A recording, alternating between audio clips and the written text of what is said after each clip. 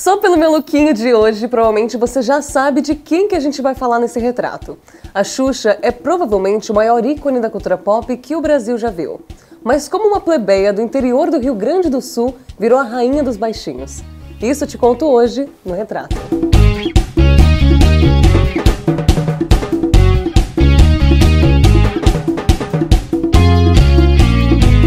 Durante o parto da filha do casal Luiz Floriano e Alda Meneghel, houveram tantas complicações que os médicos pediram para o pai decidir se eles deveriam salvar a vida da mãe ou da criança. Ele optou pela vida da mãe, mas prometeu para Nossa Senhora das Graças que se a criança sobrevivesse, ela levaria o nome de Maria das Graças.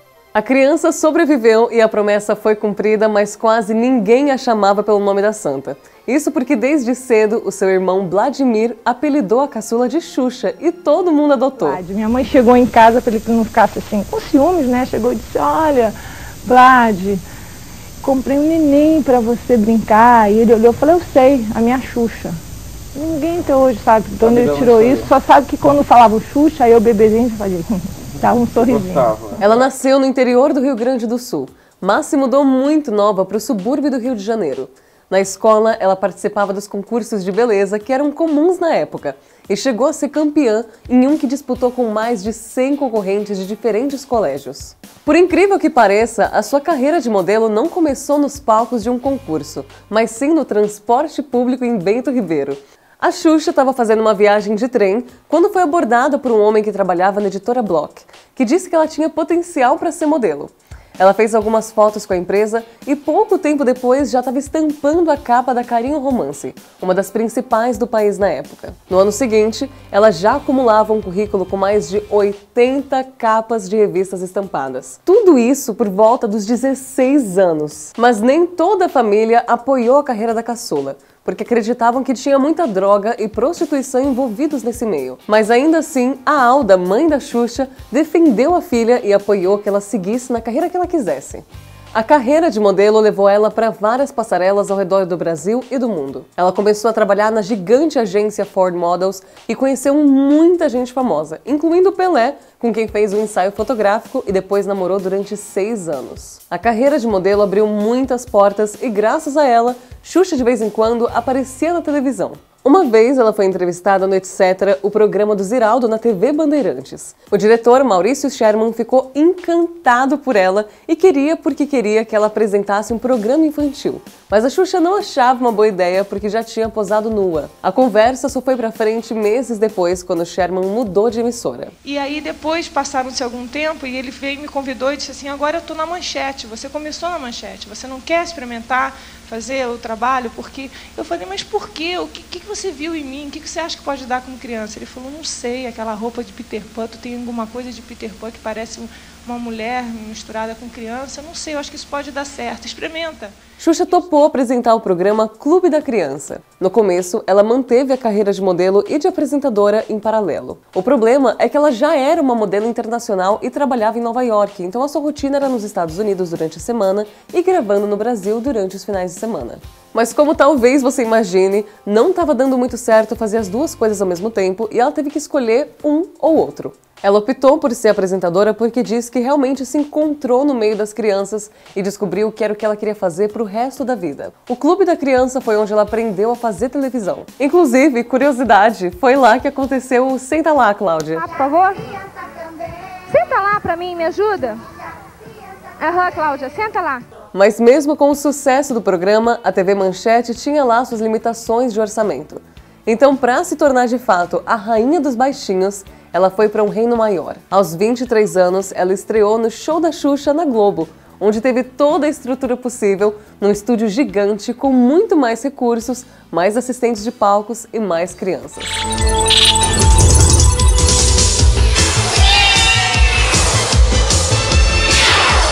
Na nova emissora, ela recebeu o maior desafio da sua carreira até então, o de gravar um álbum para servir de trilha sonora do programa. Ela já tinha feito algo parecido no disco Xuxa e Seus Amigos, que era a trilha do Clube da Criança, mas ela compartilhava o vocal com outras pessoas. E mesmo assim foi uma tortura, e ela até chorou no estúdio durante o processo de gravação. E dessa vez a proposta era ainda mais assustadora. Ela tinha um prazo de 28 dias para entregar um disco onde ela teria que cantar sozinha.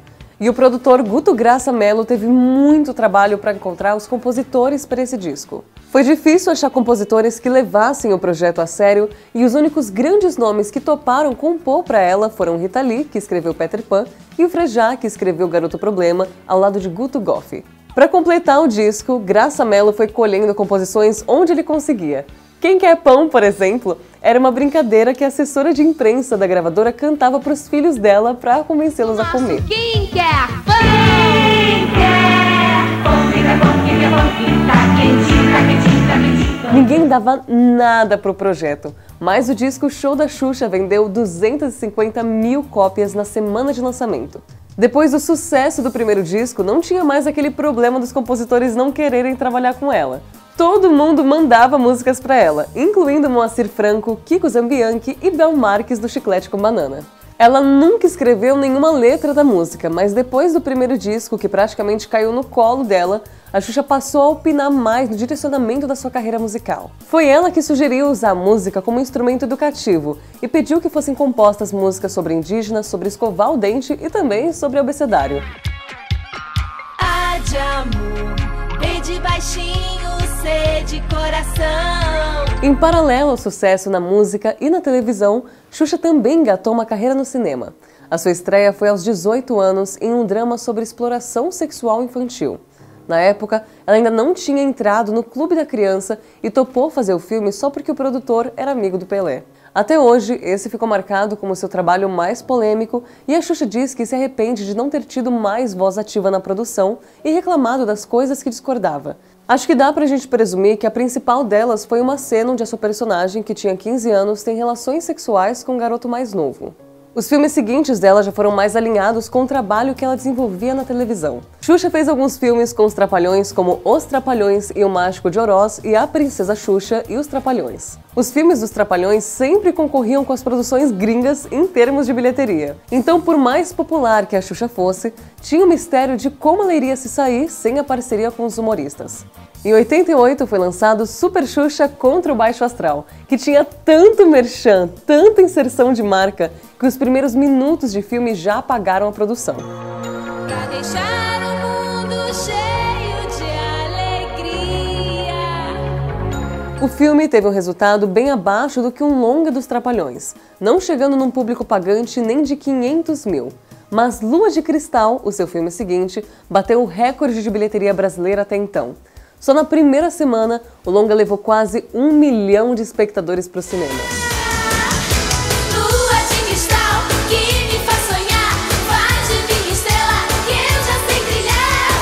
Lua de cristal, nova de paixão. Parecia impensável que a mesma pessoa fosse a maior estrela da televisão, da música e do cinema brasileiro na mesma época. Mas foi exatamente isso que aconteceu. E como se não bastasse ser tão gigante no Brasil, em 91 a Xuxa estreou Telefé, que é tipo a Globo argentina com El Show de Xuxa, o programa que foi exibido em 17 países latinos e também nos Estados Unidos. A dominação mundial continuou em 92, quando ela estreou Xuxa Park na TV espanhola. A rotina dela consistia em ir uma vez por mês para a Espanha, depois passar 15 dias gravando na Argentina e mais 15 dias no Brasil, onde ela continuava fazendo o show da Xuxa. Tudo isso enquanto lançava novos álbuns. A Xuxa estava em absolutamente todos os lugares. Tinha todo tipo de produto da Xuxa, especialmente brinquedos, mas ela diz que já tentaram até fazer um acordo para vender papel higiênico da Xuxa. Ela era um ícone tão grande que tem até uma história em 92 que a assessoria do Michael Jackson a convidou para visitar o famoso rancho de Neverland, onde o cantor morava. Lá rolou uma proposta deles virarem um casal, nas próprias palavras dela. Abro aspas, jantamos, vimos um filme, ele sabia tudo da minha vida. Logo depois, o empresário dele perguntou se eu não gostaria de formar uma família com Michael. Michael me mostrou clipes que ele tinha feito com crianças, eu chorei, ele pegou na minha mão, eu chorei mais, mas disse que não, que pra mim ele era só um ídolo. Fecho aspas. A fama de Xuxa era tão grande que começou a assustar as pessoas. A gente não vai se aprofundar nesses temas aqui, mas você deve se lembrar das lendas urbanas sobre a sua boneca possuída, o suposto pacto que ela teria feito para alcançar o sucesso e a história do disco com mensagens subliminares quando tocados de trás para frente. O imaginário popular das décadas de 80 e 90 estava cheio dessas histórias, que querendo ou não, só aumentavam o alcance da Xuxa. Quanto à sua carreira musical, mais perrengues aconteciam. Como ela não era uma cantora profissional, pediram para que ela cantasse mais alto para parecer uma criança. Ainda não existia autotune na época, então ela gravava centenas de takes ao ponto que frequentemente ela ficava sem voz. Quando isso acontecia, levavam Xuxa num médico ao lado do estúdio, onde ela tomava injeção de cortisona para a voz voltar e ela poder continuar trabalhando, sem direito a descanso ou se recuperar de forma saudável. Nos shows, é claro, ela nunca cantava ao vivo. Já na TV, os perrengues eram ainda maiores. E eu nem vou falar do episódio caótico do incêndio no cenário no programa Xuxa Park, em que a própria Xuxa podia ter morrido. Talvez o maior perrengue da carreira televisiva da apresentadora tenha o nome de Marlene Matos. As duas começaram a trabalhar juntas ainda na TV Manchete, e no primeiro encontro, Marlene se negou a trabalhar com ela. E aí depois eu conheci a Marlene. Quando eu conheci a Marlene, que foi o Sherman que falou para a Marlene, é uma ordem, você tem que ir lá para trabalhar com ela, porque ela disse que não ia, porque não gostava de loira burra. Então, não quis trabalhar comigo. Todo mundo considerava a Marlene uma pessoa grosseira com a equipe, mas acabou que a parceria das duas deu certo. Elas migraram juntas para a Globo e seguiram por 19 anos trabalhando juntas. Tem alguns exemplos de absurdos que a Marlene fez com a apresentadora. Um deles foi quando a diretora fez a Xuxa terminar com o Ayrton Senna porque ele estava tomando muito tempo que deveria ser dedicado ao trabalho, e uma outra situação que afetou a saúde da Xuxa.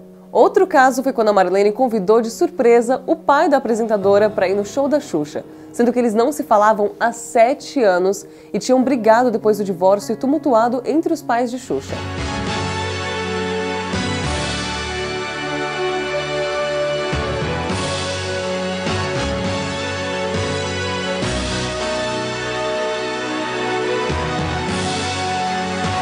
A rainha ficou visivelmente constrangida. Anos depois, ela falou sobre a situação. Abre aspas, eu fui, de novo, violentada por ela.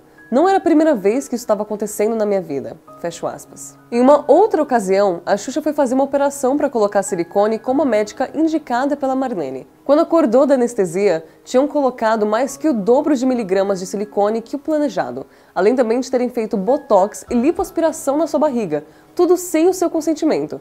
A Xuxa nunca teve comprovação, mas acredita que isso foi feito a pedido da Marlene. E É muito eu sério acredito que essa pessoa não deve ter feito isso sozinha. Eu acredito que deve ter falado com a Marlene, com alguém que trabalhava comigo, e disse, não, vai, faz o que é melhor para ela ficar gostosa. Vou te falar. A sua saúde sofreu as consequências com esses exageros. Ela desenvolveu fibrose e outras complicações médicas por conta desse caso do silicone. Já por conta da rotina maluca de trabalho, aos 30 anos ela desenvolveu uma hérnia de disco e mal conseguia mexer seu braço. Foi nessa época que ela percebeu que a Marlene, que todo mundo dizia que vivia por ela, na verdade vivia pelo trabalho e não se importava muito com a saúde ou bem-estar da apresentadora. No decorrer dos anos, ela já falou bem claramente sobre essa situação. Abre aspas, eu era um fantoche, mas porque eu quis, porque eu deixei. Fui deixando cada vez mais minha vida na mão dela, minha vida particular, pessoal e profissional. As coisas se juntavam e estava tudo na mão dela. Ela era diretora, manager, empresária. Teve um momento, como todos sabem, que o meu interesse era trabalhar com um programa infantil e ela já não acreditava mais nisso. A gente deixou de trabalhar junto. Fecho aspas. Planeta Xuxa e Xuxa Park, os programas que sucederam o show da Xuxa, já tinham um foco um pouco maior num público adolescente e a ideia da Marlene era migrar aos poucos para um público ainda mais velho, num programa de entrevistas e coisas do tipo. Mas não era isso que a Xuxa queria. Esse foi um dos grandes motivos para elas encerrarem a sua parceria, mas não foi o único. Quando a Xuxa começou a se planejar para engravidar, teve toda uma reunião para convencê-la a não fazer isso. A Marlene até trouxe mulheres que já tinham passado pela gravidez para mostrar o corpo para a apresentadora e dizer que ela ficaria feia depois de ter sua filha. Mesmo assim, Xuxa teve Sasha. Apesar da Marlene ter sido escolhida como madrinha da filha, ter a Sasha a fez olhar com outros olhos para sua relação com a empresária. A Xuxa disse que não ia aguentar ver a sua filha sendo tratada do mesmo jeito que ela era. Durante as gravações de um episódio de Planeta Xuxa, a Marlene foi grosseira e a Xuxa respondeu, faça o seu trabalho que eu faço o meu. O que rendeu uma briga e acabou com a relação entre as duas. Porque a última coisa que eu ouvi da Marlene foi assim, não quer trabalhar comigo? Não tem problema, eu vou ali na esquina e pego outra. Ela não falou, tipo, eu vou procurar, vou na esquina e pego outra, sabe? E faz, assim. Então, a carreira da Xuxa seguiu muito bem sem a Marlene. Ela focou no público infantil com seus álbuns do projeto Xuxa só para baixinhos, mas na televisão seu foco realmente passou a ser para um público mais velho. Em 2014, a rainha rompeu o contrato com a Globo e foi para a Record no ano seguinte. Lá ela apresentou os programas Xuxa Meneghel, Dance in Brazil e The For Brazil. Agora, ela acabou de ganhar sua própria biografia em formato de série chamada Xuxa, o documentário na Globoplay. No decorrer de 5 episódios, a gente acompanha a apresentadora relembrando momentos da sua carreira e vida pessoal, incluindo um reencontro com a Marlene depois de 19 anos sem se ver. Eu acertei muito mais do que errei. Sabe, o mundo não é isso que você quer que seja. A gente tem que agir, às vezes, de forma realística. Sabe, você diz, você uma marionete na minha mão e eu usava você para fazer outras pessoas de marionete. Nesses 44 anos de carreira, a Xuxa teve alguns dos programas de maior ibope da TV brasileira, fez 21 filmes, gravou cerca de 915 músicas e colocou 4 discos na lista dos 10 mais vendidos da história do Brasil. E esse sucesso todo não é só no Brasil. Em 2010, ela foi eleita pelos leitores do jornal Clarim como a cantora preferida dos argentinos. Esses títulos e recordes não dão exatamente a dimensão da importância que ela teve na cultura brasileira.